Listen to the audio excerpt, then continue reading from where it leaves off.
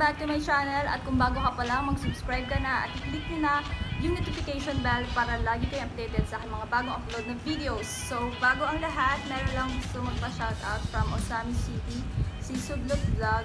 Yan, shoutout sa'yo, idol. Ingat ka palagi. So, without any further ado, let's get started!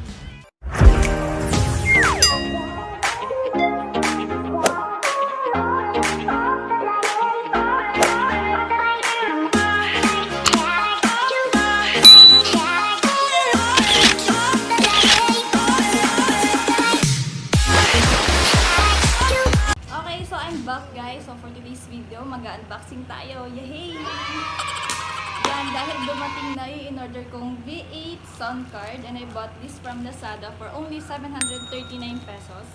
Yan, open natin siya guys. Dito pa ko siya nabuksan. So, wala kami. Yan. Ito yung itsura niya. So, naka-bubble wrap pa talaga siya guys. Sirain na natin. Yeah. Ito yung itsura ng loob niya guys. So, meron na siyang kasamang dalawang cable. Yan, dalawang cable. Yan, ito yung itsura niya. Yan, bali ito yung mga ginagamit ng mga streamer guys kapag nag-stream sila. Kapag may mga sound effect, ganon, chipmunks, tawa-tawa, ganon. Ito yung mga ginagamit nila na sound card. So, magagamit ko rin kasi siya dito guys sa microphone na to para gumanda rin yung timbre ng boses ko. Yan, pwede mo siya lagyan ng echo. Yan, ito, sound card din yung ginagamit doon. So kapag nakakita kayo ng mga YouTuber guys na nagko-cover, itong microphone yung kadalasan ginagamit nila. Yan, so ito, sound card. Okay, so tapos na tayo dito. And proceed naman tayo dito sa BM800 microphone. So set na siya guys and I bought this from Shopee for only 950 pesos. Yan, ito yung itsura niya. 950 lang siya guys, so very affordable. Affordable siyang bilhin dahil mura na. So ito yung itsura ng loob niya. Yan, ito yung itsura ng loob niya. So meron siyang mic cover foam. Yan, para mas lalong gumanda yung blend ng boses mo. Kapag magko-cover ka na, tapos meron din siyang kasamang shock mount. Yan. Shock mount. Ito siya. Mamaya papakita ko sa inyo guys kung paano siya i-set up.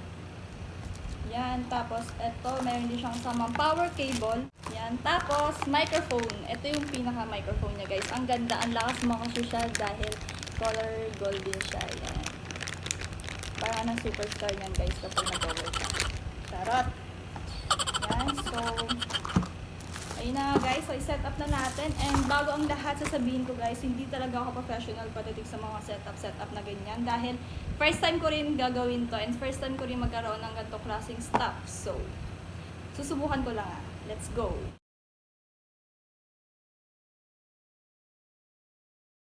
Okay, so isa-set up na natin siya guys. So, unahin ko muna yung stand niya. Ikabit.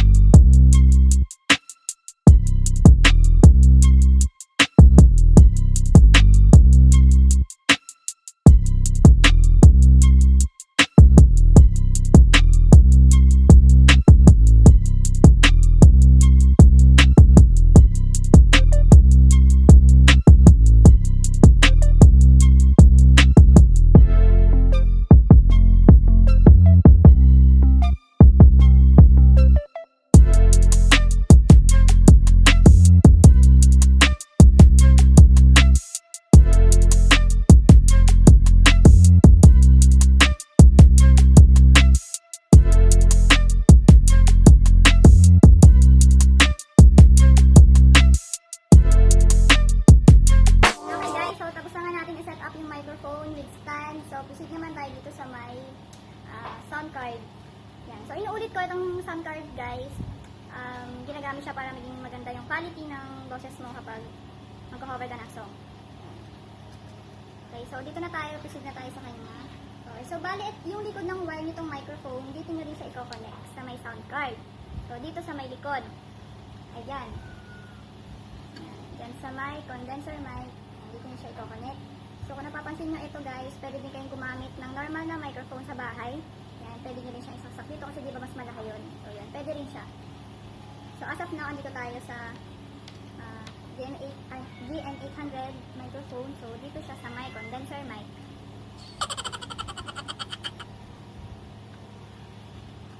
Saksak na natin. Tapos, kanina di ba meron akong pinakita sa inyo na dalawang free na cable nitong sound card. Ito. So dito nyo siya i-connect. Dito sa may accompany instrument. Yan. Itong isang cable, i-connect ko siya dito sa accompany instrument. Yan, dito. Kasi dito manggagaling yung source ng mga music na gusto ninyo. Yan.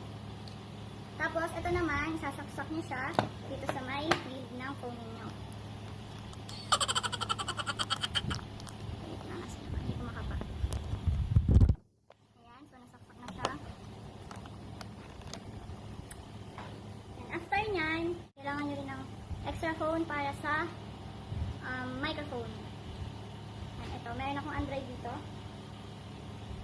Yan, sasaksak natin siya dito sa may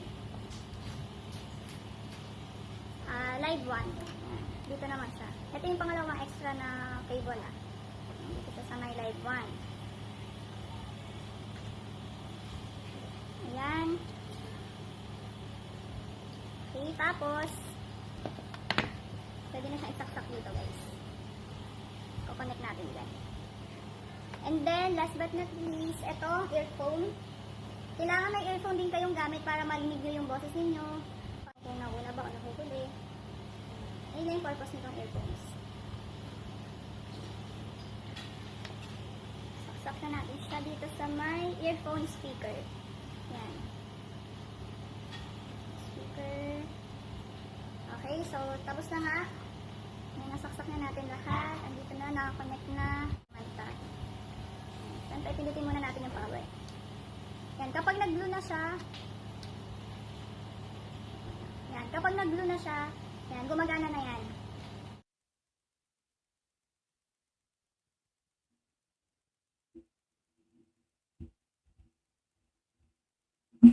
Ayan guys, naka-headset na ako. So, naririnig niyo ako. Check natin. Low mic test. Check. 1, 2, 3. Lagyan natin ng echo. Ganito yung tunog niya pang may echo. Yan. Low mic test. Check. 1, 2, 3. Ayun, tanggalin natin to. Check natin kung parehas sila ng tunog. Yan. Tanggalin po natin yung echo. Hello, mic test. Check. 1, 2, 3. Lagyan natin ng echo. Hello, mic test. Check. 1, 2, 3. Dito ko na nga tatapusin ang aking video tutorial. So, naging tutorial na nga. Sana may natutunan kayo. And madali lang siyang ikabit guys. Basta may guide kayo. Manood na kayo sa YouTube ng mga tutorial din. So, doon lang din ako nag-base. And yun lang. So, don't forget to like and share and also to subscribe my channel. Bye-bye!